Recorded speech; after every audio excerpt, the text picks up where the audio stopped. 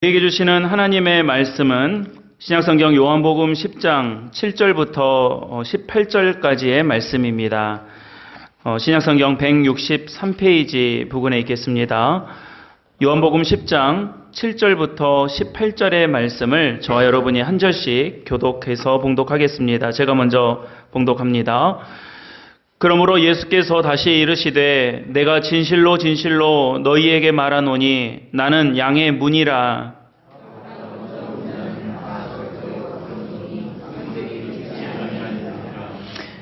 내가 문이니 누구든지 나로 말미암아 들어가면 구원을 받고 또는 들어가며 나오며 꼴을 얻으리라.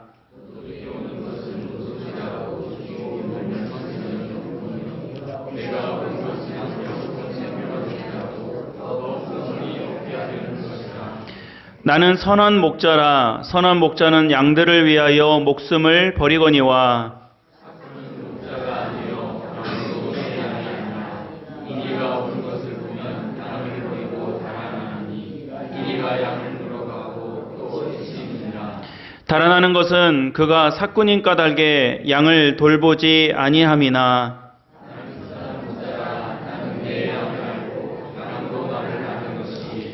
아버지께서 나를 아시고 내가 아버지를 아는 것 같으니 너는 양을 위하여 목숨을 버리노라.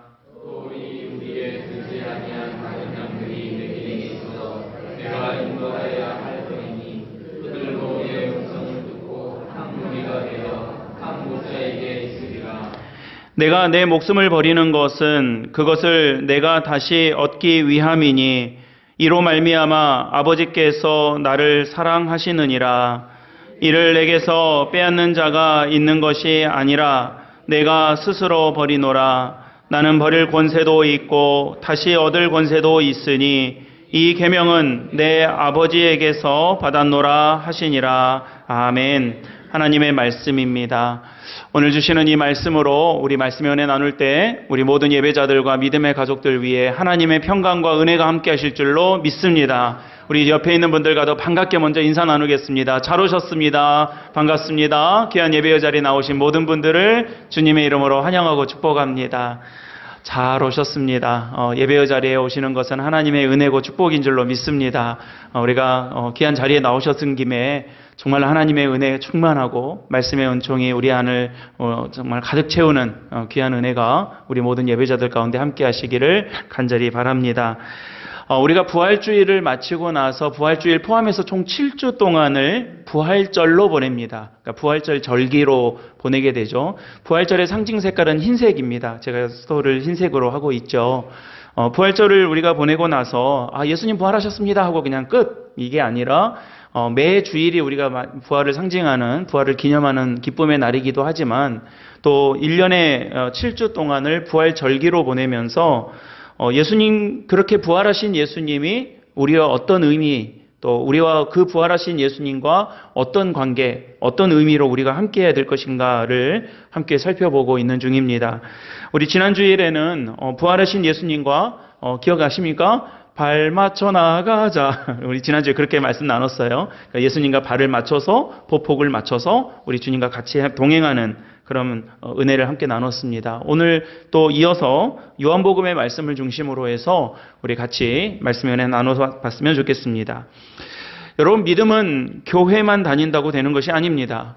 교회 출석한다고, 우리가 교회 출석하시는 것이 너무 귀한 일이지만 교회를 출석한다고 믿음이 생기는 것도 아니고 교회 출석했다고 해서 믿음 있다라고 말할 수 있는 것은 아닙니다.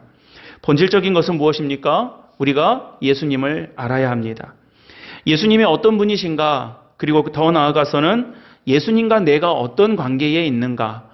만약 예를 들어서 여러분들이 저를 두고 나 고준영 목사님 알아 라고 한다는 것은 무엇을 의미합니까? 고 목사님의 키, 나이, 그걸 안다, 그 정보, 인포메이션을 안다는 것을 의미하는 것이 아니라 저와 여러분들 사이에 성도와 목회자 가운데의 교감, 또 교제, 또 그 같이 할 수 있는 기도, 그 관계, 그것이 있다는 것을 의미하는 것이겠죠.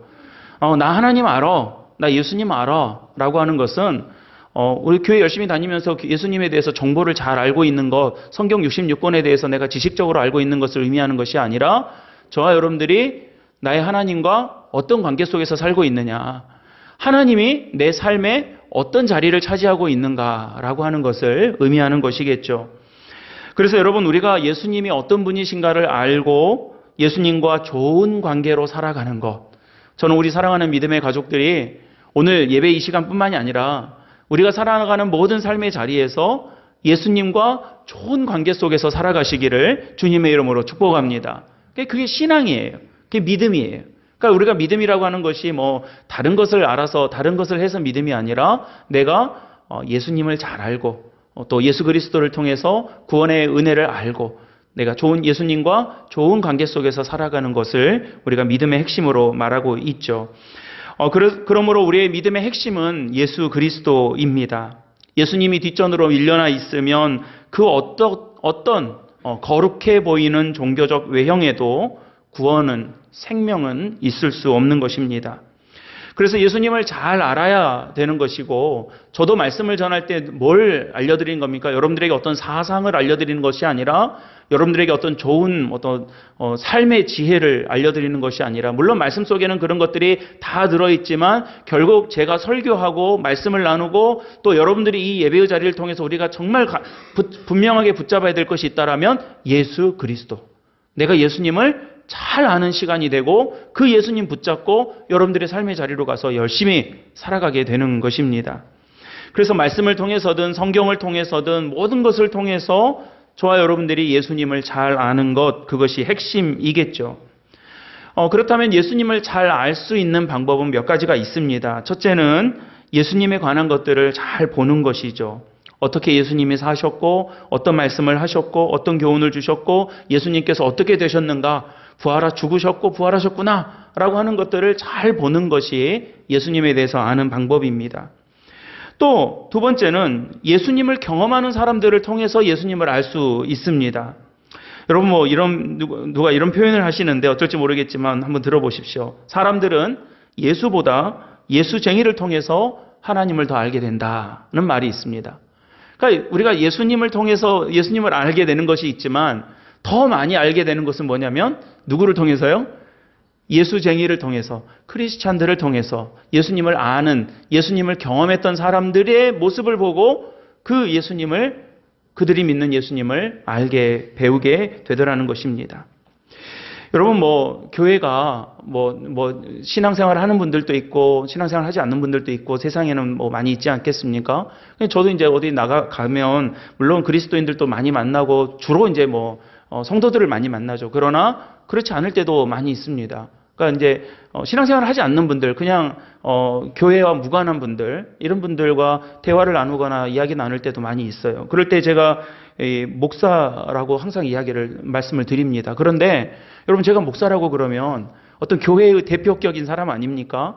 그럴 때 나 신앙생활 안 한다고, 나 믿음 없다고, 나 교회 안 좋아한다고 해서 제가 목사라고 하니까 난 당신하고 상대 안 해, 이런 사람 한 명도 없습니다. 그러니까 여러분, 안 믿는 분들도요, 신앙생활 하지 않는 분들도 저는 교회 목사입니다, 이렇게 인사를 드리면 아유 그러시냐고, 좋은 일 하신다고 이렇게 존중하고 이렇게 존중해 주셔요. 그러니까 이렇게 막 존경까지는 아니더라도 존중해 주세요. 그리고 아유 좋은 일 하신다고, 힘든 일 하신다고 그렇게 이야기하십니다. 여러분, 제가 살면서 목사라고 배척받은 적이 없습니다. 안 믿는 분들도 하나님 이야기하면 하나님 좋죠. 예. 하나님 좋죠. 하나님 저는 교회는 안 다니지만 하나님 좋죠. 그래요. 나 하나님 죽어도 싫어. 하나님 나는 죽어도 나는 하나님 싫어하면서 살 거야. 이런 분들 한 분도 안 계세요. 욕하지 않습니다. 하나님 싫다는 사람은 못 봤습니다. 그러나 여러분, 누가 싫다고 그럽니까? 하나님은 좋은데, 교회는 목사님은 좋은데, 교회는 좋은 일 하는 것 같은데, 그 하나님 믿는다는 저 사람이 이렇게 하니까 내가 싫어요. 이런 분들은 많은 거예요. 목사님은 좋아요. 목사님 좋은 일 하는 사람이죠. 라고 하는데, 저런 행동을 하는 목사님들은 정말 싫어요. 내가 그래서 교회를 안 가잖아요. 이런 분들은 많다는 거예요. 그러니까 여러분, 우리가 예수님을 아는 방법이 예수님을 보고 아는 방법도 있지만 그 반대로 여러분들이 예수 그리스도를 경험한 하나님의 은혜로 살면 여러분들을 통해서, 저를 통해서 누구를 보는 거예요? 예수님을 보는 거예요. 예수님을 알게 되는 거예요. 교회 안에서도 마찬가지입니다. 우리 성도들 간에도 마찬가지예요. 성도들 간에도 서로서로를 보면서 누구를 보는 겁니까? 예수 그리스도를 보는 것이고 하나님을 보는 것이죠. 여러분 뭐 말씀 중간이지만 옆에 있는 분들과 이렇게 한번 인사 나눠보시겠습니까? 집사님을 보니까 꼭 하나님 보는 것 같아요. 시작. 여러분 이 은혜가 교회 안에 있으면요, 교회는 대박이에요. 그러면 된 거예요. 예, 내가 성도를 보니까 아우 저 왼수 이렇게 보는 것이 아니라 옆에 우리 집사님 보니까, 예, 아이 우리 장로님을 보니까 꼭 내가 하나님 살아계시면 정말 저분 같으실 거야. 이렇게 우리가 볼 수 있는 분들이 많아진다면 교회가 천국이 되는 거예요. 여러분 꼭 그렇게 되시기를 바랍니다. 그런 소망이 우리에게 있기를 바랍니다. 그러니까 우리가 예수님을 안다는 것은 예수님을 통해서도 보지만 예수님을 경험한 많은 성도들을 통해서도 우리가 예수님을 알게 되는 것이죠. 근데 제가 오늘 이 말씀 드리려는 것이 아니라 이보다도 더 확실한 방법 하나, 무엇이 있습니까? 예수님께서 자신을 뭐라고 말씀하셨는지를 마음에 잘 담아놓고 있는 거예요. 그러니까 이게 제일 분명한 거죠. 내가 누구다. 예수님께서 자기 자신에 대해서 우리에게 가르쳐 주셨어요. 나는 누구다. 나는 무엇과 같다. 라고 하는 것을 말씀해 주셨다는 것입니다. 이게 예수님을 알 수 있는 가장 선명한 방법이죠. 예수님은요, 자주 당신에 대해서 정의해 주셨습니다. 구약에서도 있습니다. 가장 잘 알고 계시는 말씀은 나는 길이요 진리요 생명이다 라는 말씀이죠. 구약 성경에서도 야훼 하나님께서 자주 말씀하십니다. 나는 너희를 구원한 너희의 하나님, 너희의 하나님 여호와 하나님이다. 이 말씀을 자주 정의하시는 거예요. 그러니까 내가 누구다, 나는 너희에게 어떤 존재다 라고 하는 것을 분명하게 가르쳐주고 있는 겁니다. 오늘 본문 말씀도 우리가 잘 알고 있는 말씀이죠. 나는 목자다. 나는 양의 문이다. 나는 선한 목자다. 이 말씀입니다. 우리 그리스도인들은요, 이 말씀 참 좋아합니다. 선한 목자이다. 그래서 집에 혹시 그 액자 가지고 계신 분 계십니까? 예수님이 이렇게 푸른 초장에 목자 그림 있어요? 우리 교회는 어디 있게요? 우리 교회 생각 안 나세요? 교회를 이렇게 오래 다니셔도 우리 그런 그림 하나 있는지도 모르시고, 이제 예배 마치고 내려가시다 보면 요 1층하고 2층 사이에 거울 유리, 창문 유리가 그걸로 돼 있을 거예요. 이제 한번 내려가시면 보세요. 한 번도 유심히 못 보셨죠? 우리 참 그리스도인들이 좋아하는 장면이에요. 좋아하는 말씀이에요. 나는 선한 목자다. 나는 양의 문이다. 근데 여러분, 이 말씀을 우리가 떠올리면 어떤 머릿속에 이렇게 떠올려지는 이미지, 또 많이 그림으로나 이렇게 봐왔기 때문에 얼른 떠오르는 이미지가 있습니다. 엄청 차분하고 좀 목가적이고 좀 평온한 그런 이미지죠. 예수님 정말 조용하고 잔잔한 푸른 초원 위에서 어린 양 한 마리 탁 안고 이리 와 너희들도 이리 와라 오라라 이렇게 하시는 장면 같습니다. 그런데 말씀의 배경을 보면요, 꼭 그렇지만도 않은 것 같습니다.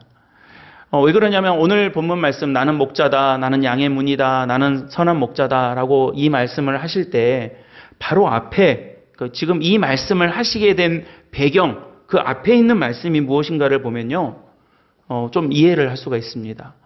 바로 앞에 9장에서 어떤 사건이 있었는가 하면 예수님께서 맹인, 즉 눈이 보이지 않는 사람을 고쳐주시는 장면이 나옵니다. 그러니까 여러분 한 2주 전에도 그런 말씀 나눴는데, 여러분 눈이 보이지 않는 사람을 예수님께서 보게 해주신 거예요. 좋은 일이에요? 안 좋은 일이에요? 좋은 일이죠. 여러분 아픈 사람이 낫게 됐는데 좋은 일이잖아요. 예수님께서 아픈 사람을 낫게 하셨고 안 보이는 사람을 보게 하셨습니다. 그러니까 좋은 일이 일어난 겁니다. 그런데 이 장면을 보고 이 사건을 보고 싫은 사람이 있었어요. 그게 누구냐면 바리새인들이었습니다. 바리새인은 지금 예수라고 하는 이 젊은 사람이 나타나가지고 사람들의 마음이 집중되고 있는 게 너무너무 싫은 사람들이었어요. 하나님의 율법이라고 율법을 철저하게 지킨다고 자부하고 있는 이 바리새인들에게는 하나님의 율법이 지금 지켜지지 않는다라고 정의하면서 또 예수님께서 하시는 일을 하실 때마다 시비가 일어났던 것입니다. 가만히 보니까 예수님께서 이 눈먼 사람을 고치신 날이 어떤 날이었는가 하면 안식일이었던 거예요. 안식일에는 너희가 일을 하지 마라 하는 십계명을 들고 나와서 왜 병을 고치느냐, 왜 안식일에 병을 고치느냐라고 하면서 그들의 부모에게조차 추궁을 합니다. 그러니까 이 부모조차도 뭐라고 하냐면요, 난 모르겠으니까 본인 당사자한테 물어봐라. 그럴 정도였어요. 왜냐하면 이 당시에 바리새인들과 제사장으로부터 예수를 시인하는 사람들은 출교를 당했기 때문에 그렇습니다. 굉장한 압박이죠. 당시에 교회 못 나오게 하는 정도가 아니라 아예 이 공동체 자체에서 사망 선고를 내리는 거예요. 나가! 해버리는 거니까 이 두려움이 있는 것이죠. 그리고 결론적으로는 예수님께서 이 눈먼 것을 고쳐주셨던 이 사람 역시 출교를 당하게 됩니다. 그리고 예수님이 그 출교당한 이 맹인이었던 자를 불러서 다시 만나서 묻습니다. 네가 나를 믿느냐?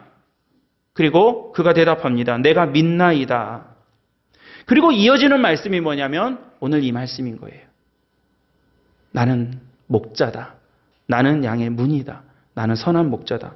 게다가 오늘 말씀 끝나고 나서 31절에 보면 유대인들이 어떻게 하려고 하냐면 이 말씀 끝나고 나서 예수님을 돌로 치려고 했다라는 말씀입니다. 그러니까 여러분 한마디로 전에 있었던 일이나 오늘 이 말씀을 가운데 놓고 보면 전에 있었던 사건이나 이 말씀 끝나고 나서 되어진 일이나 전체적인 분위기가 어떤 분위기입니까?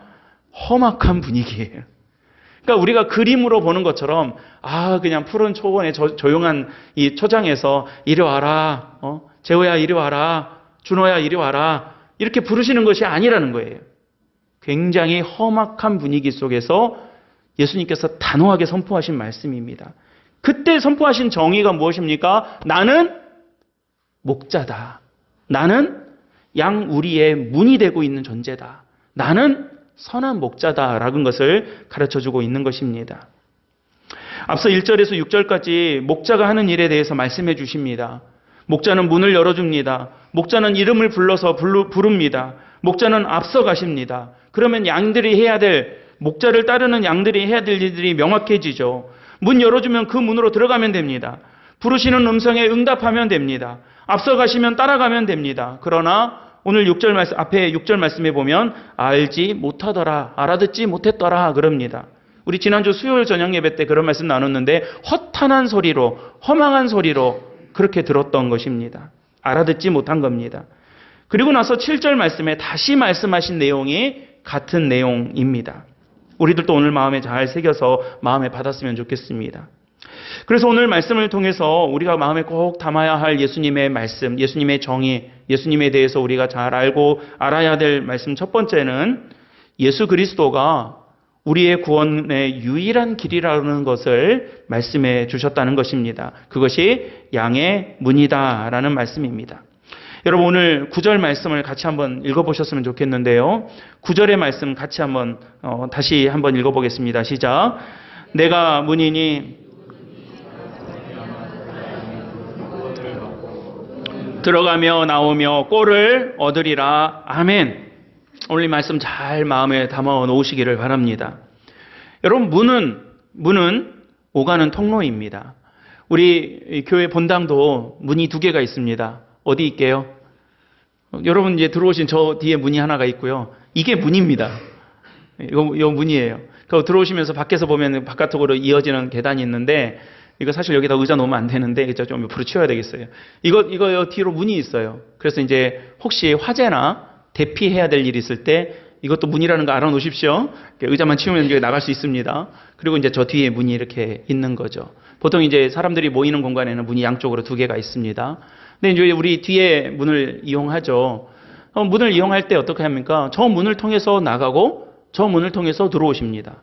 그러니까 저 문을 통해서 오셔야 들어오실 때 여러분들이 예배의 공간 안에 이렇게 들어오시는 거예요. 오가는 통로죠. 문 안에 있으면 집 아니고 문 밖으로 나가면 집 밖입니다. 문이 닫히면 못 들어오는 것이고 문이 열리면 들어오는 것입니다. 저 가끔 사무실에 있다 보면 그 여행하시는 분들이 교회로 전화를 하셔서 그거 물어보시는 분들 많이 계세요. 저도 이제 제주도 산 지 오래되니까 이게 익숙해져 버렸는데 전화 와가지고 그 교회죠? 그러면서 교회 문 열려 있습니까? 그래요. 그러면 우리는 항상 열어놓으니까 열려 있다고 그랬더니 기도하려고 여행 왔다가 교회 좀 들러보려고 그랬는데, 기도 좀 하고 가려고 그런다. 그래서, 언제든지 사용하시라고. 본당도 열려 있고, 교육관도 열려 있고, 식당도 열려 있고, 다 열려 있으니까, 마음대로 왔다 가시라고, 화장실도 다 사용하시라고 이제 그렇게 통화하고 그러거든요. 이제 도시로 가면 교회 문들이 다 잠겨 있어요. 이제 왜냐하면 이제 뭐 도난 방지도 있고 뭐 여러 가지 일들 때문에 교회가 이제 보통은 잠겨 있습니다. 참 안타까운 일이죠. 근데 우리 교회는 이제 감사한 게 다 열려 있어요. 그냥 언제든지 오셔도 되고 언제든지 기도하고 가셔도 된다 그럽니다. 아직까지 뭐 별 문제는 없었습니다. 근데 이제 문이 닫히면, 문이 잠기면 이제 못 들어가는 거죠. 문이 열리면 들어갈 수 있는 것입니다. 문으로 드나들면 주인이나 자식이나 가족이고, 문이 아닌 데로 들어오면 창을 깨고 들어온다거나 다른 길로 들어오면 도둑이나 강도인 것입니다. 요한계시록 3장 20절 말씀에 보면 우리가 잘 아는 말씀이죠. 내가 문 밖에 서서 두드리노니 누구든지 내 음성을 듣고 문을 열면 내가 그에게로 들어가 그와 더불어 먹고 그는 나와 더불어 먹으리라 그럽니다. 그러니까 여러분, 문 밖에 서 있다는 것은 이게 문이라고 치면 내가 여기 있고 문 밖에 바로 예수님이 있어요. 얼마나 가까워요. 예수님과 내가 얼마나 가까워요. 이 문 하나 사이로 있으니까 1m도 안 되는 거리에 내가 있고 예수님이 있는 거예요. 그런데 같이 밥을 먹으려면, 예수님과 내가 만나려면 뭘 열어야 되는 거예요? 문을 열어야 되는 거예요. 문이 치워져야 되는 거예요. 예수님의 부활 사건도 우리가 어떻게 해서 알게 되었습니까? 돌문이 치워져서 알게 된 거예요. 그러니까 여러분, 오늘 제가 이 말씀 준비하면서 그런 기도를 제가 했는데, 여러분, 우리가 예배 자리에 나오시거나 하나님 말씀 앞에 서거나 우리가 어떤 일들을 준비하고 계획할 때 우리의 마음에 문이 다 있어요. 문이 있어요. 여러분들도 다 문이 있어요. 여러분, 문을 여시기를 바랍니다. 문이 열리기를 바랍니다. 그러니까 믿음 생활을 하면서 우리 마음이 콩콩 닫혀져 있는 것을 볼 때가 많아요. 정말 10년이 지나고 20년이 지났는데도 내 마음의 문이 잘 안 열릴 때가 있어요. 말씀을 여러분, 우리가 얼마나 많이 듣습니까? 설교를 얼마나 많이 들어보셨습니까? 하나님 말씀 읽으시는 분들 얼마나 많이 읽으시고 얼마나 많이 우리가 나눕니까? 여러분, 고준영 목사 설교 아니더라도 유튜브만 켜보시면 전국 전 세계 좋은 훌륭한 목사님들 설교 넘치고 넘치는 게 지금 우리 이 세상 아닙니까? 말씀이 모자라지 않습니다. 설교가 모자라지 않습니다. 근데 왜 우리에게 이 강팍함이 있고 우리에게 이 부족함이 있고 우리에게 연약함이 있는 겁니까? 문이 잘 안 열리는 거예요.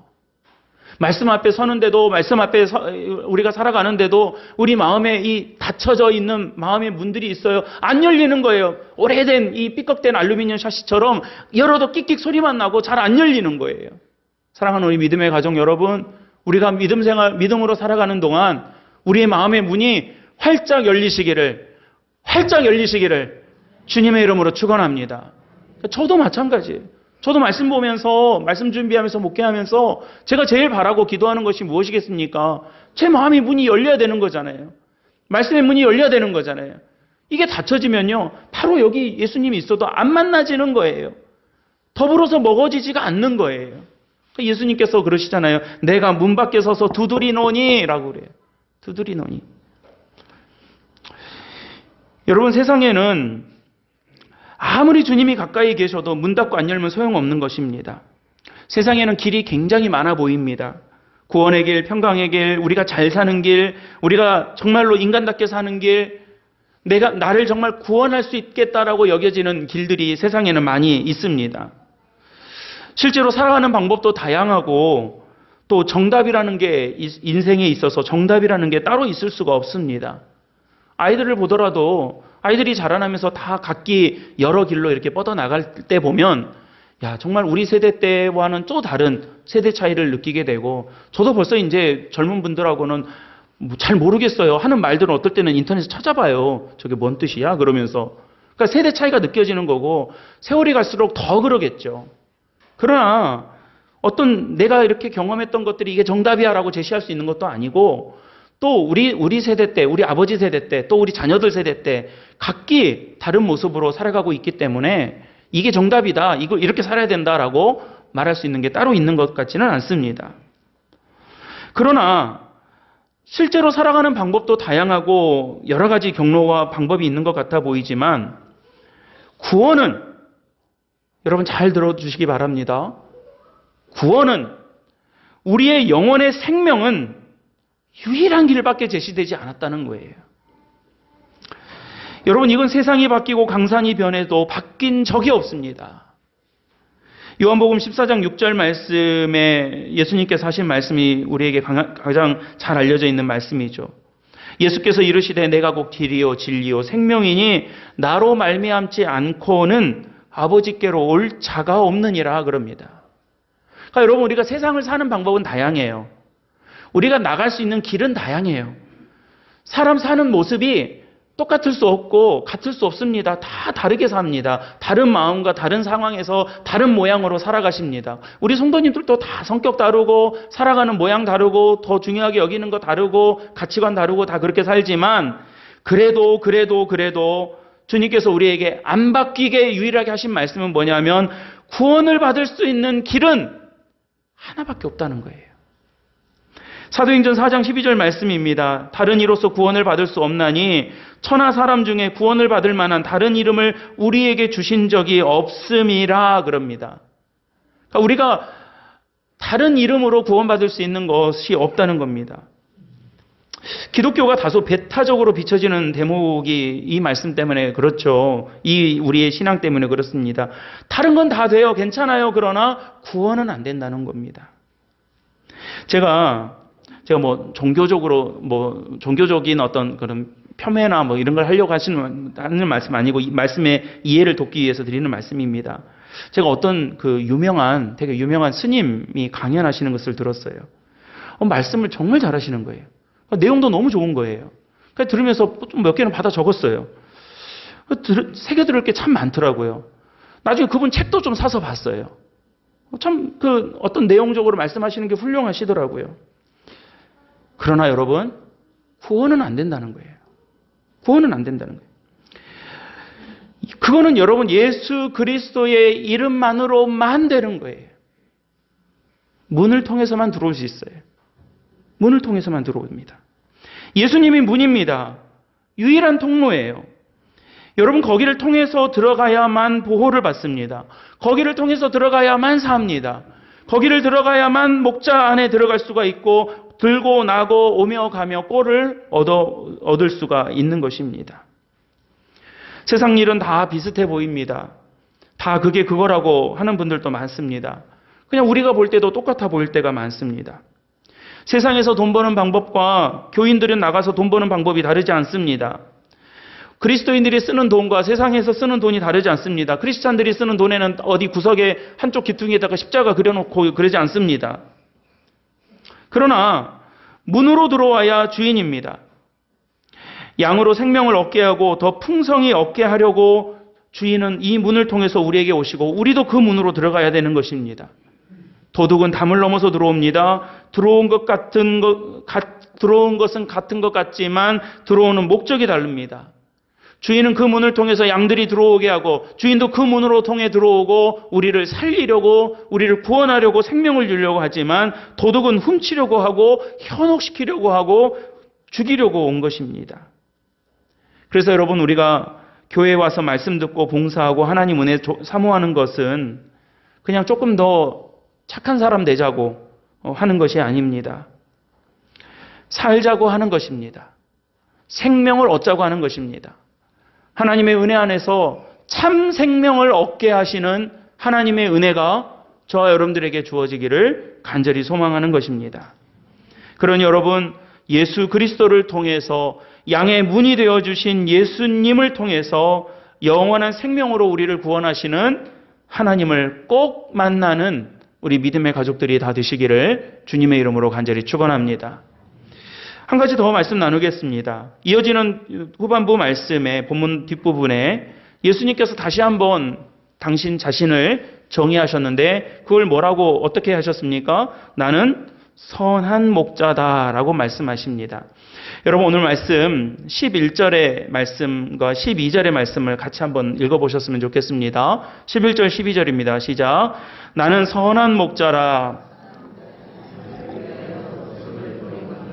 삭구는 목자가 아니요 양도 제 양이 아니라 이리가 오는 것을 보면 양을 버리고 달아나나니 이리가 양을 물어가고 또 해치느니라. 아멘.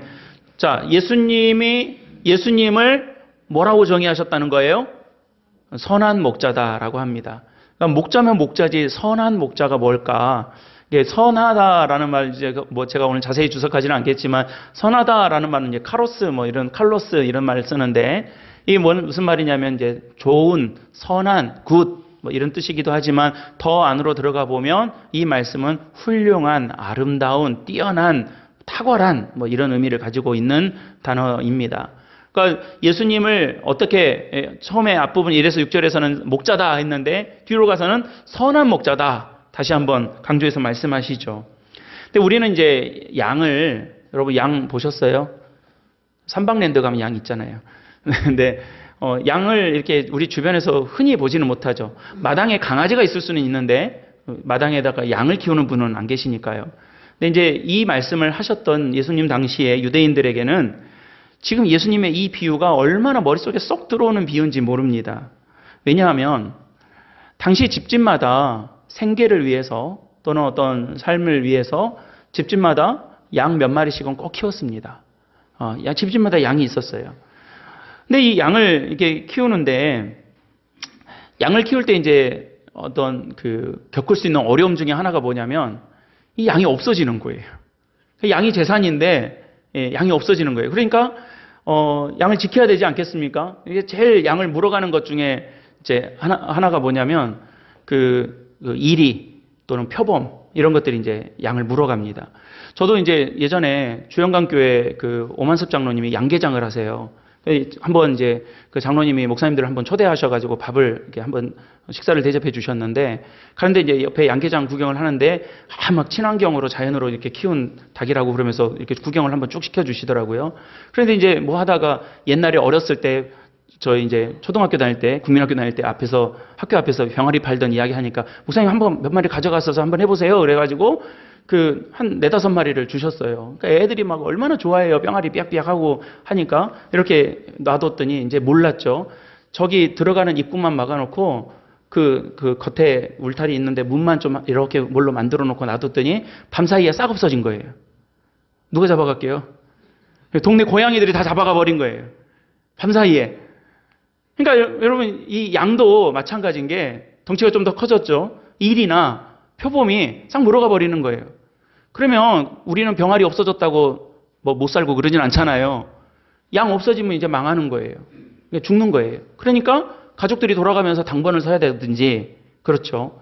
좀 부자들은 어떻게 하냐면 양이 많으니까 보통 한 집에 한 10마리 내외로 있었다고 합니다. 근데 이제 많은 집들은 막 몇십 마리, 몇백 마리 이렇게 있으니까 주인이 지킬 수가 없으니까 일꾼을 부릅니다. 그러니까 알바생을 부르는 거죠. 그래서 밤새 이 일이나 표범으로부터 물어가지 못하도록 지키는 역할을 하는 목자를 세웁니다. 근데 이제 가난한 사람들은 이제 뭐 그 정도 형편이 안 되는 사람들은 그럴 수가 없으니까 어떻게 하냐면 이제 모으는 거예요. 한 우리를 만들고 거기에 자기 집 양들 집집마다 양들 다 넣어놓고 어떻게 보면 공동구매 같은 걸 하는 거죠. 한 사람의 이 목자를 고용을 해서 집집마다 십시일반으로 돈을 내가지고 이 양들을 지키게 하는 그런 일들을 하게 하는 겁니다. 그러니까 지금 여기서 말하는 삭군은 지금 고용된 목자예요. 고용된 목자. 그러니까 누구나 다 삭슬 받고 일을 하니까 우리나라 한글 성경에는 이거를 삭군이라고 이제 번역을 했는데, 이 삭군이라는 말이 어감이 굉장히 이제 좀 나쁜 사람 뭐 이렇게 돼 있는데, 그냥 이렇게 보면 고용된 일꾼입니다. 피고용인이죠. 그렇게 삭군이라고 번역을 했습니다. 우리는 이제 이 말씀, 예수님께서 하신 말씀 때문에 이 삭군에 대해서 좀 안 좋은 감정, 필요 이상의 감정을 좀 갖고 있을 경우가 많습니다. 12절과 13절 말씀 때문에 그렇습니다. 삭군이 어떻게 했느냐? 삭군은 어떻게 했냐면 이리가 오는데 양을 버리고 달아났다는 거예요. 그리고 이리가 양을 물어갔다는 겁니다. 달아나는 것은 그가 삭군인 까닭에 양을 돌보지 아니하였기 때문이다. 예수님께서 이렇게 말씀하셨어요. 얼마 전에 제가 뉴스를 보는데 미국에서 있었던 일인데 아이폰 휴대폰 매장에 강도가 들었어요. 근데 사람들이 많아요. 직원도 많아요. 그런데 버젓이 들어와가지고 그 전시대에 있는 휴대폰을 다 가지고 가는 거예요. 근데 사람들이 그냥 가만히 이렇게 있는 거예요. 물론 미국은 총도 있으니까 위험해서 그러겠지만, 왜 그런가라고 이제 했는데 설명을 하니까 그렇더라고요. 회사 매뉴얼이래요. 그 매장에 강도가 들어와가지고, 물건 이렇게 대놓고 훔쳐가더라도 절대 대응하지 말라는 거예요. 다칠 수 있기 때문에, 죽을 수 있기 때문에 내버려 둔다는 겁니다. 그러니까 강도가 들어와가지고 그 앞에 우리 휴대폰 매장 같은 데 가면 쪼르륵 있잖아요. 다 뜯어서 가지고 갑니다. 연결은 돼 있지만 뜯어서 가져가는데도 직원들이 그냥 이렇게 서 있는 거예요, 보고. 그러니까 여러분, 지금 이 이스라엘 유대 공동체 안에서도 양을 지키는 양치기가 있지 않습니까? 당시에 어떻게 불문율로 이렇게 딱 정해져 있었냐면, 양을 지켜요. 이리가 만약에 달려들어요. 한두 마리까지는 목자가 어떻게 해결해 보도록 돼 있습니다. 뭐 몽둥이를 휘두르든지 돌을 던지든지 소리를 야 해가지고 쫓아내든지 이렇게 해가지고 이리를 쫓아내게 돼 있어요. 그러니까 그거 하라고 돈 줘서 고용한 거니까. 그런데 여러분, 이리는 주로 어떻게 다닙니까? 떼를 지어 다녀요. 떼를 지어.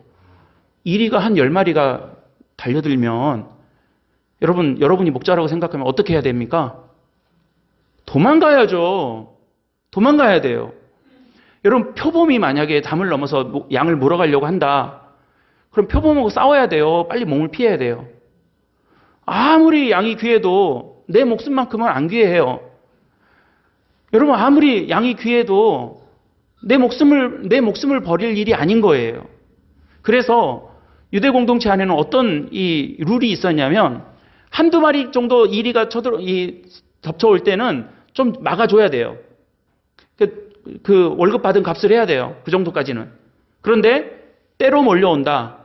아니면 표범이다. 이럴 때에는 도망가야 되는 거예요. 그리고 그렇게 해서 생긴 손실은 묻지 않는다. 이게 룰이에요, 룰. 요즘 우리 어린 아이들이 이야기할 때 국룰이에요, 국룰. 그렇게 하는 게 답이에요. 그러니까 여러분, 지금 오늘 성경 말씀에 사꾼이 도망갔다 그러는데, 사꾼이 도망간 것은 나쁜 짓 한 게 아니에요. 상식적인 일 한 거예요. 상식적인 일. 매뉴얼대로 한 거예요. 그러면 여러분, 사꾼은요 정상적으로 행동한 겁니다. 이리가 와가지고 막 양들을 물어가려고 하는데, 지금 양이 문제가 아니라 내가 죽게 생겼으니까 얼른 몸을 피하는 게 상식적인 일이에요. 그러면 여러분, 오늘 이 말씀에서 이상한 건 누가 이상한 거예요? 다시 한번 이렇게 눈으로 쭉 가보세요. 지금 예수님께서 나는 목자다 그러는데 11절 말씀 다시 한번 읽어보시고 한번 생각을 해보세요. 11절 읽어봅니다. 시작. 나는 선한 목자라. 선한 목자는, 그러니까 여러분, 이 말씀에서 누가 이상한 거예요? 도망가는 목자가 이상해요? 목숨 바치는 목자가 이상해요? 상식적으로 보자면 목숨 바치는 목자가 이상한 거예요. 그죠?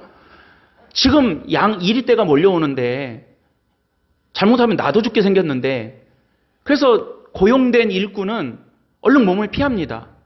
이거 손해보는 것도 아니에요. 그런데 그 양이 뭐라고, 양 몇 마리 살리겠다고 자기 목숨을 내놓은대요. 여러분, 상식적으로 생각하면 너무 이상한 거예요. 양이 뭐 그렇게까지, 양을 위해서 뭐 그렇게까지 해요? 제가 이 말씀 묵상하면서 옆에다 메모했어요. 뭘 이렇게까지 하나? 그럼 뭘 이렇게까지 하냐는 거예요. 여러분, 요즘 뭐 집집마다 강아지들 이렇게 많이 키우시잖아요. 얼마나 예쁜지 몰라요. 그런데 아무리 예쁘다고 해도 내가 목숨 바치겠다 이런 이야기는 못 들어봤어요. 개가 사람을 구하는 일은 가끔 들어봤는데, 사람이 개에 위해서 목숨 바쳤다는 이야기는 못 들어봤어요. 그러니까 여러분, 우리가 지금 이 말씀을 그냥 쭉 보면 그냥 그런가 보다 하고 넘어가는데, 예수님 참 좋으신 분이다 이러고 넘어가는데, 이 비유를 예수님께서 왜 당시 양 키우고 있는 이 유대인들에게 하셨는가를 보면 너무 명확해요. 여러분, 사꾼이 고용된 양치기가 도망가는 것은 너무 상식적인 일이었습니다. 그런데 예수님은 그런 상식선에서 상식적인 관계를 우리와 맺자고 오신 게 아니더라는 거예요. 세상의 상식적인 관계는 어떤 관계입니까? 기브 앤 테이크가 상식적인 관계예요. 내가 이만큼 받았으니까 이만큼 준다. 내가 이만큼 줬으니까 이만큼은 나한테 줘야지. 이게 상식적인 관계예요. 여러분, 예수님이 우리에게 오신 것은, 예수님이 여러분에게 오신 것은, 우리에게 하나님의 말씀과 진리와 십자가의 은혜로 우리에게 다가오신 것은 그냥 내가 이만큼 줬으니까 너도 나한테 이만큼 줘. 너 나한테 이만큼 줬으니까 나는 이만큼 주겠어. 라고 하는 이 관계를 맺자고 이 땅에 오신 게 아니더라는 겁니다. 그러니까 우리가 왜 이렇게 교회에서 예수님, 왜 예수님 십자가, 예수님 부활의 소망, 우리가 왜 이렇게 이야기를 자주 강조해서 합니까? 그것이 예수님이 우리에게 오신 것이 그냥 우리가 상식선에서 점잖게 생각해서 할 수 있는 관계가 아니라 우리를 살리자고. 99마리 놔두고 한 마리 그게 뭐라고. 여러분, 한 마리 구하러 나갔다가 99마리 잃어버리면 어떡해요? 근데 예수님께서 어떻게 하십니까? 팔 걷어붙이고 그 잃어버린 한 마리, 그 나를 구원하시자고 그 상식적이지 않은 길을 나서서 우리를 잡아오셨다는 거예요. 사랑하는 우리 믿음의 가족 여러분, 예수님께서 그렇게 우리에게 오신 것임을 믿음으로 고백할 수 있게 되기를 바랍니다. 예수님께서 그냥 우리가 생각해낼 수 있는 정도, 상식 정도 선에서 그런 정도 관계 맺자고 공생애를 사시고 십자가로 해서 죽으시고 부활하시고 하는 이 난리가 난 것이 아닙니다. 자기 목숨을 내어주는 이 이상한 사랑, 이 상식적이지 않은 사랑, 아무리 생각을 해봐도 양이 뭐라고 거기다가 목숨을 바쳐요. 양이 뭐라고 거기다가 생명을 바쳐요. 여러분, 우리 아까 제가 벽화 그림 이야기했는데 여기 보면 여기 이게 나오잖아요. 여기 그림 있잖아요. 십자가에 달려서 죽으시고 저기 겟세마네 동산에서 기도하시고 여기 십자가에 달려서 죽으시고 여기 죽으시고 부활하셨잖아요. 여기서부터는데 여기 햇빛 들어와서 가려졌는데 예수님 탄생부터 저기 뺑 돌아서 여기까지 이렇게 좀 나와요. 그러니까 여러분, 목자의 시점에서 보면 지금 양들을 키우고 있는 이 유대인들의 입장에서 보면 예수님께서 나는 선한 목자다. 나는 목숨을 바친다. 사꾼은 그렇지 않아. 도망가. 이리한테 물러가도 별말 할 말이 없어.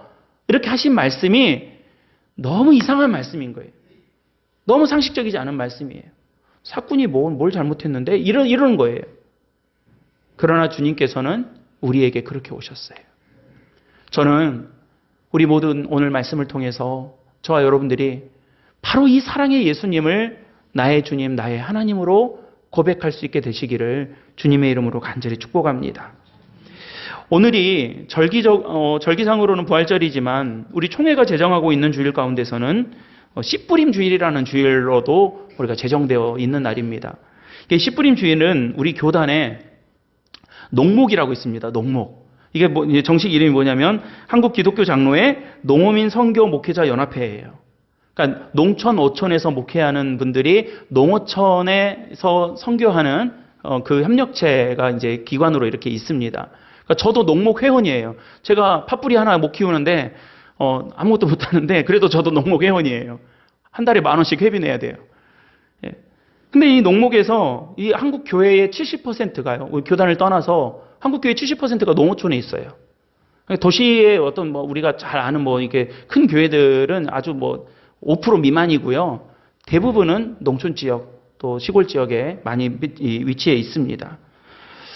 그래서 우리 교회의 어떤 절기라든가 행사 이런 것들이 다 이 농사의 일정하고도 참 많이 맞춰져 있습니다. 한국 교회의 어떤 절기도 그렇고요. 근데 이제 그 목사님들 중에는 직접 농사 짓는 목사님들도 제법 많이 계세요. 저 호남 쪽으로 가면 그 충청도 호남 쪽에 이제 가면 이렇게 교회가 논이 있는 교회가 있어요. 그래서 직접 이렇게 농사 짓는 교회들도 있고 그렇습니다. 저는 이제 못해요. 그런 거 잘 못해요. 근데 요 무렵이 이 모판에 씨를 뿌리는 기간이라고 그럽니다. 그래서 우리 기장 농목에서 1년에 한 번 여러 의미로 정말 우리의 생명의 씨도 뿌리고 밭의 씨도 뿌리고 논의 씨도 뿌리고 또 우리의 복음의 씨도 뿌리자라는 의미를 가지고 이 4월 부활절이 지나고 나서 4월 둘째 주를 씨뿌림 주일이라 이렇게 생각을 정했습니다. 근데 여러분, 우리가 이렇게 가만히 생각해 보면 우리 삶의 모든 게 씨를 뿌리는 일들이에요. 우리의 말로 씨를 뿌리고 복음으로 씨를 뿌리고 예수님께서도 그 십자가로 우리에게 생명의 씨를 뿌려주신 거예요. 무럭무럭 자라서 지금 우리가 있는 거예요. 우리도 씨를 뿌려야 돼요. 우리 다음 세대들을 위해서 씨를 뿌려야 되고 우리 교회를 위해서 씨를 뿌려야 되고 하나님의 은혜를 위해서 씨를 뿌려야 되는 과정이 있습니다. 나라와 역사도 마찬가지입니다. 많은 우리 믿음의 선조들이 또 많은 우리 선열들이 피를 뿌려서 생명을 뿌려서 이 사회가 발전해 갈 수 있도록 헌신해 왔고 희생해 왔습니다. 다 그런 것들이 씨앗이 된 거예요. 이야기만 하고 제가 말씀을 마치려고 합니다. 제가 오늘 이야기 꼭 해야 되겠다 싶었는데 지난 주일에 우리 노예 이제 서귀포에 있는 서귀포 중앙교회에서 그 담임 목사님 취임 예배가 있었어요. 우리 이제 7월 첫 주에 서귀포 중앙교회에서 우리 여신도 성가합창제 있으니까 우리 여자분들 다 좀 참여를 좀 해주시고요. 서귀포 중앙교회 이제 갈 거예요, 우리 같이. 그런데 거기를 이제 지난 주일에 갔다 왔어요. 장로님하고 저하고 이제 저희 식구들도 데리고 같이 갔다 왔어요. 그래서 가서 이제 예배가 2시간이나 되니까 예배를 이제 잘 드리고 돌아오는데 서귀포 중앙교회가 이제 크잖아요. 교회 규모가 이제 큰 교회잖아요. 이제 돌아오는 차 안에서 우리 장로님이 이제 운전해 주시고 뒤에 우리 유나가 앉아 있는데 서귀포 중앙교회에서 예배를 드리고 나온 그 소감 후기를 이야기하는 거예요. 예. 그러면서 장로님한테 5가지를 제안을 했어요. 유나가. 예. 5가지를 제안했는데 첫째, 성가대가 좀 많아졌으면 좋겠다. 예. 우리 지금 2, 4, 6에 7분 계시는데 성가대가 좀 더 많아야 되겠다. 왜냐하면 거기 서귀포 중앙교회 성가대는 한 50명 됐으니까 성가대가 좀 더 많았으면 좋겠다. 그 다음에 두 번째, 그 권사님들이나 1층에서 우리 지금 예배 드리고 있는 문홍영 권사님, 우리 윤화 표현으로는 누구 할머니, 나건이 할머니 때문에 엘리베이터 있어야 되겠다. 그 교회는 엘리베이터 있으니까 엘리베이터 있어야 되겠다. 세 번째, 주일학교 교사가 좀 더 있으면 좋겠다. 예. 그리고 어린이부하고 유치부하고 좀 분리했으면 좋겠다. 네 번째, 준비 찬양하는데 그 청년들이 북적북적 하니까 우리 교회 드럼 사자. 예. 드럼 사자. 그러니까 장로님 운전하시면서 계속 진땀 흘리시면서 듣는 거예요. 아멘 그러면서. 예. 5번째 뭐였더라? 일단 잊어버렸어요. 그러면서 이게 장로님한테 장로님 우리 성가대가 좀 많아야 되겠어요. 장로님 우리 엘리베이터 있어야 되겠어요. 장로님 우리 교회학교 교사가 좀 더 있어야 되겠어요. 장로님 우리 드럼 하나 사요. 그러면서 성가대 준비 찬양할 때 좀 이렇게 했으면 좋겠어요. 제가 옆에서 장로님은 아멘 그러면서 운전하고 계시고 저 옆에서 이렇게 하면서 제가 뭐라고 했냐면 야 유나야 너 재직회 때 와서 발언 좀 해라 내가 그랬어요. 그러면서 제가 오면서 무슨 생각을 했냐면 이것도 씨앗이다 생각을 한 거죠.